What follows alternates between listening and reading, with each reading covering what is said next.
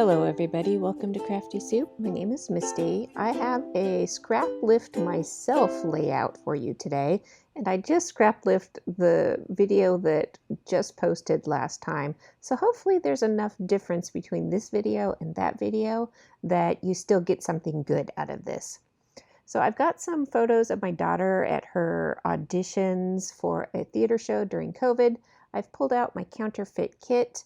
And I'm going to focus a lot on die cutting on this layout, and it is going to be a grid design, which is the Scraplift part of this layout from my previous video.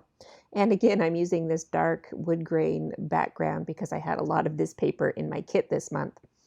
I pull out scraps of pattern paper that I can use for die cutting. And then all of these dies that I have in my kit this month are focused on journaling card sizes, and these are specifically kind of 3x4 sizes. The two that are kind of frame pieces are from Technique Tuesday, and those are much older products. And then I have one from Lawn Fawn that is probably still available. So if any of these products are still on the market, I will link you up in the description below in case you like them and want to use them. I really like the Lawn Fawn die, and we'll get to why a little bit later. So there is that Lawn Fawn die. It just cuts out a kind of a stitched rectangle. And I'm going to use those solid pieces as part of my grid, and then I have the frame pieces to go on my photos.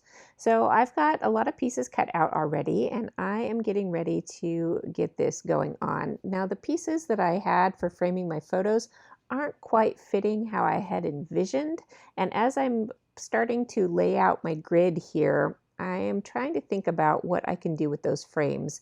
But I keep working on my grid, and I realize that my photo up there, I want to back it with some paper from the same grid, but because that photo is a larger size, you can't really see that paper, so I do trim down some, unimportant parts of the photo, which works much better.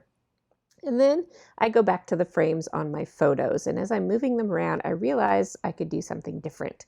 So that bottom photo especially, while I'm thinking, I'm doing some other bits and pieces, and I'm thinking about other die cutting.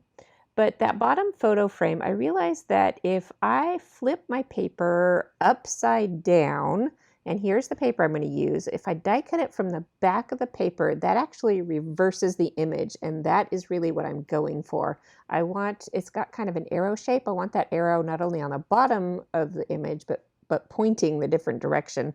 And that's the nice thing about dies, is that you can cut from the back side of the paper to reverse the image, unlike stamping, where it's much harder to do that.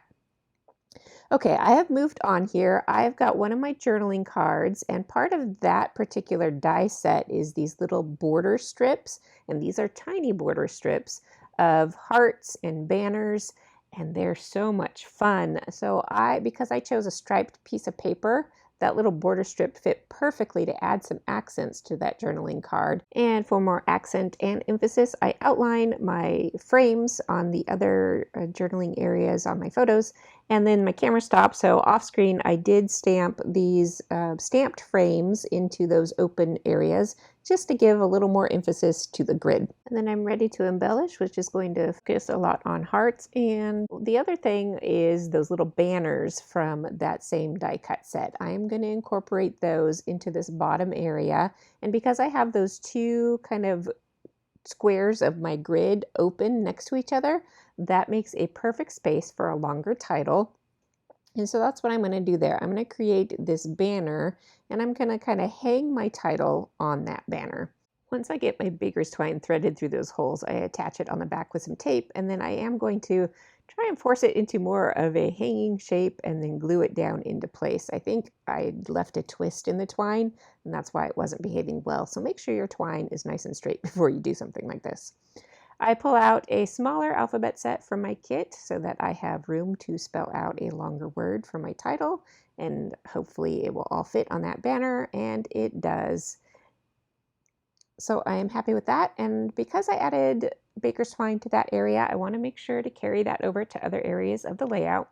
So I have this little banner piece that I cut again from that same Lawn Fawn die set. So that banner made a great place to add a little bow of twine. And then I'm going to stitch around this heart. I was going to do 2 hearts, but I was feeling tired by this point, and so I ended up just doing one. But how I approach the stitching is I poke a hole right at the top of the dip of the heart and right at the bottom of the point of the heart. And then I just kind of fill in as equally spaced holes as I can with my needle. And I like to pre-poke the holes so that it doesn't tend to tear my paper later on. And I just do what's called a whip stitch, where I just go around the edge of that shape. And you'll be able to see that a lot better in the final close-up photo at the end. But now I am adding some washi tape to, it's a grid washi tape, so I have some space for my journaling. And then I'm starting to add little bits and pieces of final embellishing. Usually I save my enamel dots to the end, but I thought this was going to be the end, and as I was looking at it, it's pretty, but it could use just a little bit more. So I go through my die cut pieces and I'm trying to find other bits and pieces, and I realized, yes, I do really want to spruce up those frames on the photos to add embellishing to that area of, one of the frames has like a little label shape area and the other one has the arrow. So I wanted to add embellishments there. And then the other open parts of my grid had just smaller embellishments, and I wanted to spruce those up just a little bit. So just a couple of bits of pieces here and there. And I thought I was going to sprinkle some enamel, some sequins on here as well, but I decided, you know what, the enamel dots are doing enough of that job. So the last thing I feel like I need to add is the date, and I am done.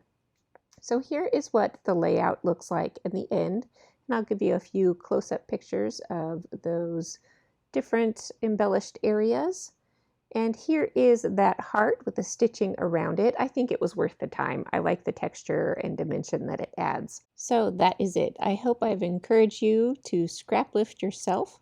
I will be back on Saturday with a YouTube hop based on Back to School hosted by Sarah Scraps, so I hope you will join me for that. Until then, I hope you have an artful day.